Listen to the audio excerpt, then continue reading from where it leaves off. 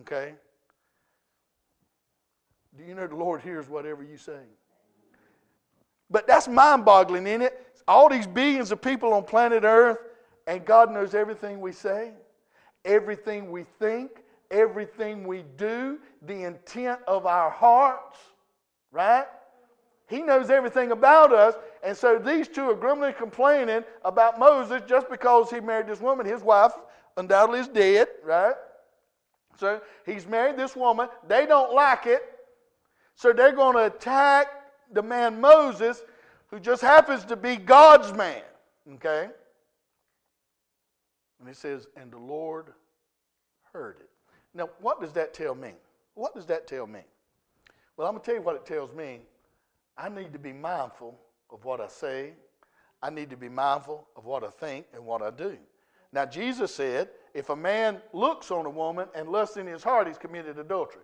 So he amplifies that thought process. It's not just the act you do, it's your thought process. It's what you've got in your heart. And that could be hatred, variance, all those things that are listed in Galatians, right? And so he says, and the Lord heard it. And so I'm thinking, in my Christian walk, I need to be particular. I need to be careful. I'm called by God to be out. I'm a peculiar people, a set-apart people. For why? For what? What's the purpose? For God's glory. I've been called out for God's glory. You've been called out for God's glory. So I live a life that's pleasing to God, that uplifts God. Not me. Not you. Not the world. But God. We sing to an audience of one. We praise to an audience of one. Okay? That's who it is. And so in living our life, sometimes we kind of want it our way, or we think there's a better way, or there's a different program or a different thing that I think, if we did that, it would make us this, thus, or that. Okay? Well, here's the thing in that. Is God in it? Is that what God says do? Is it God's word? Is it the truth of God? Or is it just something that I want to do, or I want to go, or what I want to do? And listen, I have to pray about that all the time, right? I don't know about you, but we have to make sure that God's in that thing, because we can do things that aren't right and pleasing to God, even if we think we're right. It's all in how we do it, the way we do it. So it says, and the Lord heard it. Now the man Moses, now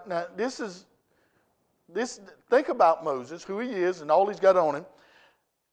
If anybody could have the air of influence, could it be Moses? I mean, he's the only one that gets to be at the tabernacle and talk to God while God's there. He's the one that went up on the mountain. He's the one that came down shining like a bulb, right? He's the one that's been in the very presence of God. He's the one that was in the cleft of the rock that God put his hand over, right? He's the one. Moses is the man. So if anybody had heirs, it'd be Moses. But what does it say? Now the man Moses was very meek. What's meekness? Humility, right? Sincerity, humility, all those things. So he was of a different nature than his brother and sister in the conversation they're having. He's a man that's pleasing to God. He's a man that's serving God, and it's about God, right? So, meek. And it says, above all the men which are on the face of the earth. Numero uno in meekness. Humility before God. So, God says, if you're low, I'll lift you up. If you try to be high, I'll knock you down. Okay? And that's Robeson County version. Okay? And the Lord spake suddenly. He didn't have to think on it, did he?